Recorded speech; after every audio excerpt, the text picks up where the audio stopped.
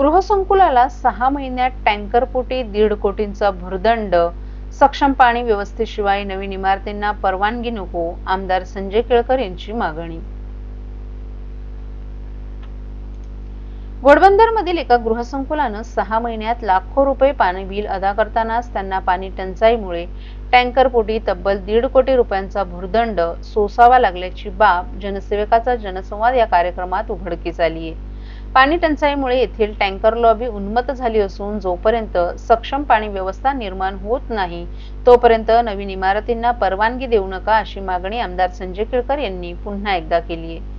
भाजपच्या खोपट येथील कार्यालयात आयोजित आमदार संजय केळकर यांच्या जनसेवकाचा जनसंवाद या कार्यक्रमात घोडबंदर परिसरातील गृहसंकुलांच्या रहिवासी प्रतिनिधींची भेट घेत पाणी टंचाईबाबत तक्रार केली। या तक्रारीनुसार महावीर कल्पवृक्ष ऑर्किड सोसायटीनं 6 महिन्यात ठाणे महापालिकेचे लाखो रुपयांची पाणीपट्टी अदा केली। तसंच पाणी अपुरं मिळत असल्यानं या सोसायटीनं या काळात 1.5 कोटी रुपये देखील खासगी पाण्याच्या टँकरपोटी अदा केल्याची बाब उघडकीस आली आहे। दुसऱ्या गृहसंकुलानं 17 लाखांची पाणीपट्टी अदा केली, शिवाय टँकरपोटी 13 लाखही अदा केल्याची माहिती या कार्यक्रमात मिळाली।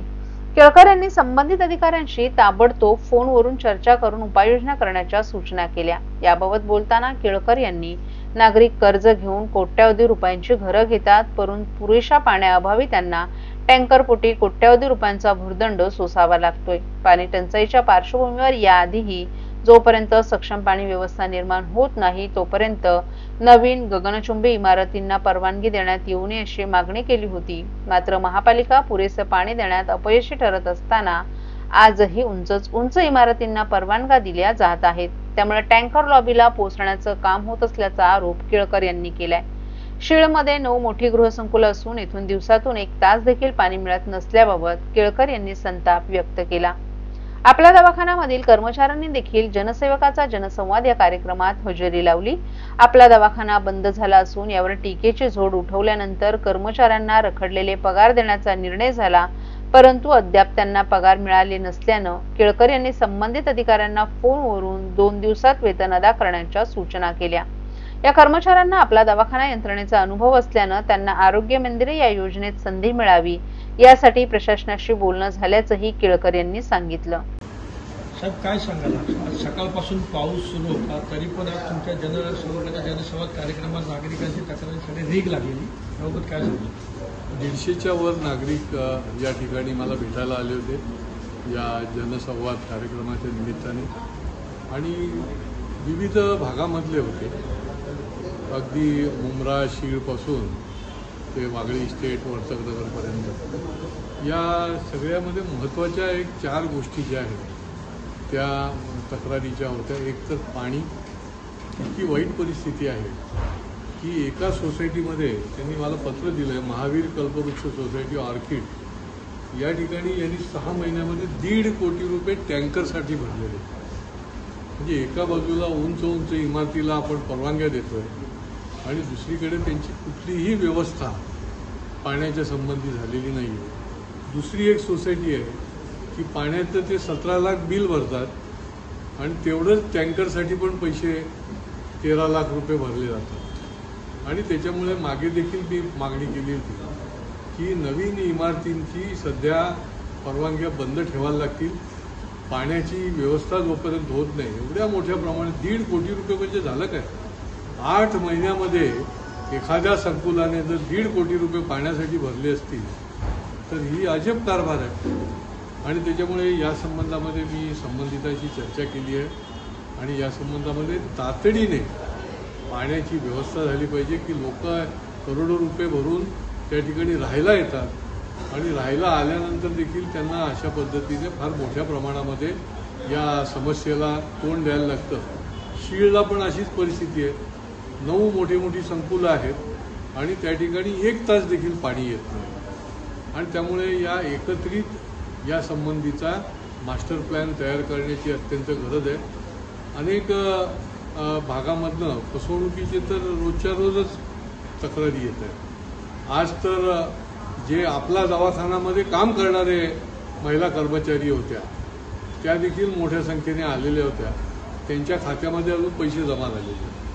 मी संबंधित अधिकाऱ्यांशी चर्चा केलेली आहे आणि त्याचं तपासणी जी आहे, ठीक आहे ना, व्हेरिफिकेशन करणं गरजेचं आहे, परंतु किती दिवस व्हेरिफिकेशन करत बसणार?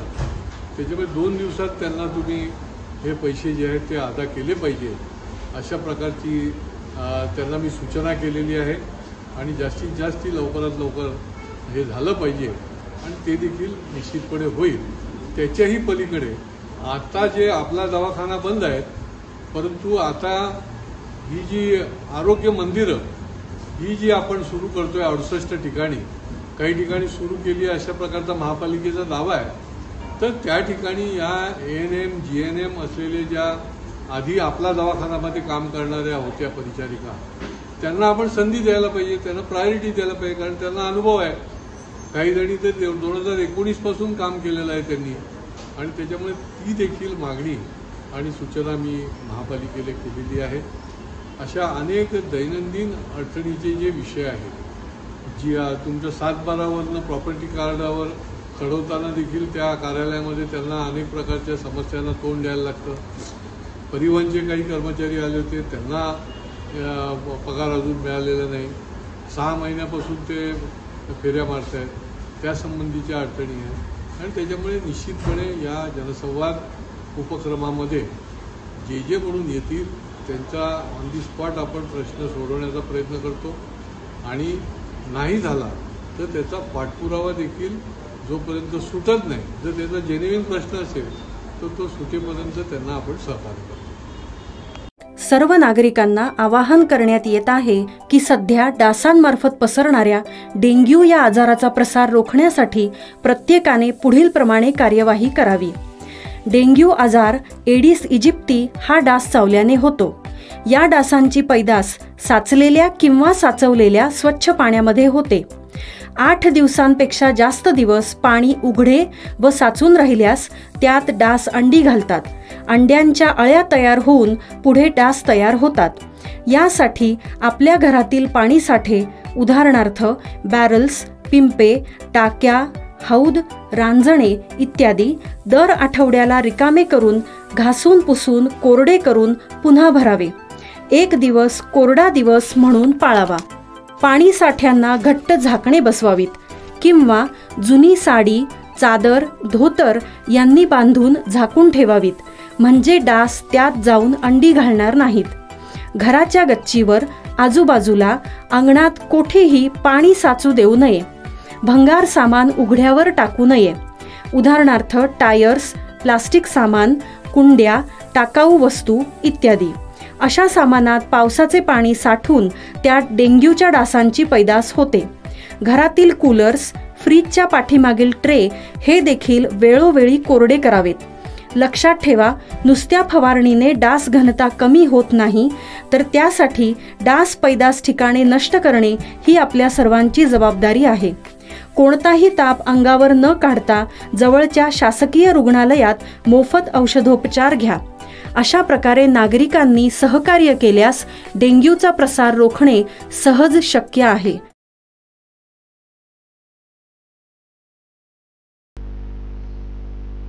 ठाणे महानगरपालिकेच्या छत्रपती शिवाजी महाराज रुग्णालयाच्या प्रसूती विभागात प्रसूतीसाठी येणाऱ्या महिलांची संख्या लक्षात घेऊन येथील खाटांची संख्या वाढवून 90 करण्यात आली आहे.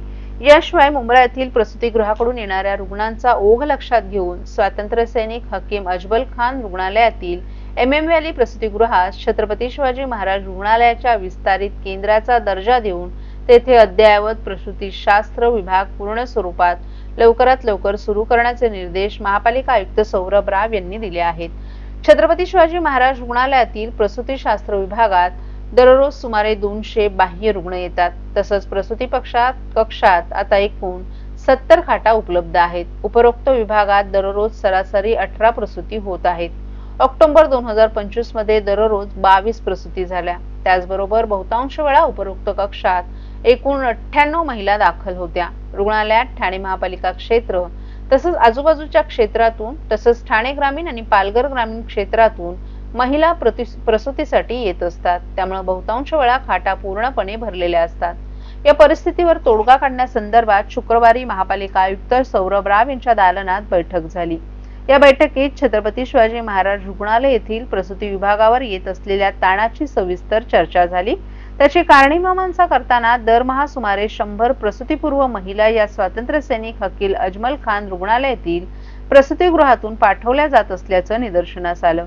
या प्रसूतीगृहात आपत्कालीन सिझेरियन सेक्शन शस्त्रक्रियेची सुविधा उपलब्ध करून दिल्यास तेथून प्रसूतीसाठी महिलांना छत्रपती शिवाजी महाराज रुग्णालयात पाठवणं कमी होईल, त्यातून प्रसूती विभागावर असलेला ताण कमी होऊन खाटाही उपलब्ध होईल असं अधिष्ठाता डॉक्टर बारोट यांनी सांगितलं।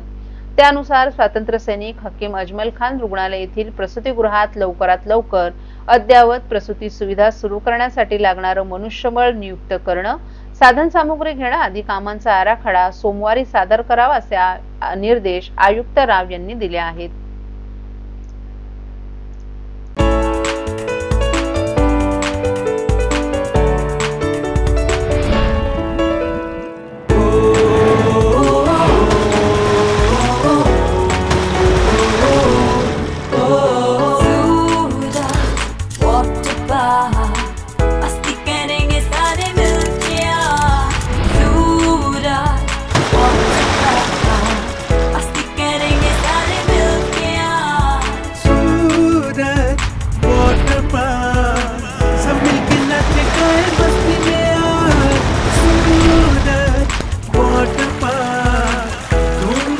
सब मिलके आज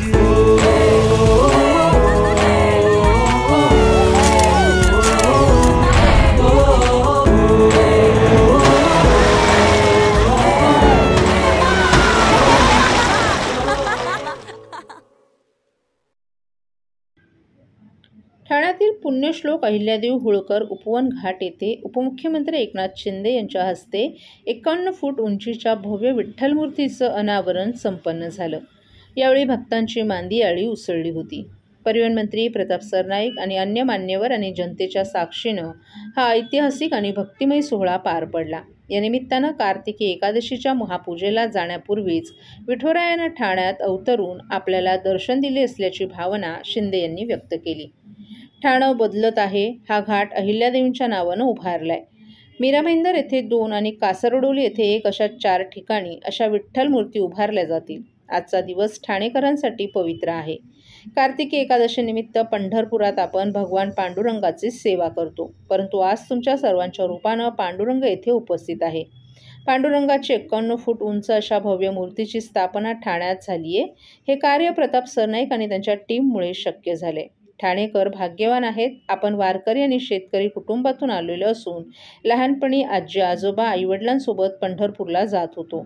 आज मुख्यमंत्री म्हणून नाही तर विठ्ठल भक्त म्हणून इथे आलो आहोत असं एकनाथ शिंदे यांनी सांगितलं। तसंच तुमच्या आशीर्वादानं शाखाप्रमुख ते मुख्यमंत्री हा प्रवास आपल्याला शक्य झाला। वारकरी संप्रदाय जिथे बोलावतो तिथे धावून येतो। वारकरी दिंड्यांना अनुदान, विमा आणि वाहन टोलमुक्ती हे महायुती सरकारनंच केलं आहे। पंढरपूरमध्ये स्वच्छता, पाणी, मोबाईल सुविधा, शौचालये उपलब्ध केली आहेत। आपण मुख्यमंत्री असताना अनेक लोकाभिमुख योजना राबवल्या। मुख्यमंत्री माझी लाडकी बहीण योजना बंद होणार नाही। गोमातेला राज्यमातेचा दर्जा देणारे महाराष्ट्र हे देशातील पहिलं राज्य आहे। शंकराचार्यांनी आपल्याला काउमेनची पदवी दिली आणि ते आपल्यासाठी अभिमानाची गोष्ट असल्याचंही एकनाथ शिंदे यांनी सांगितलं।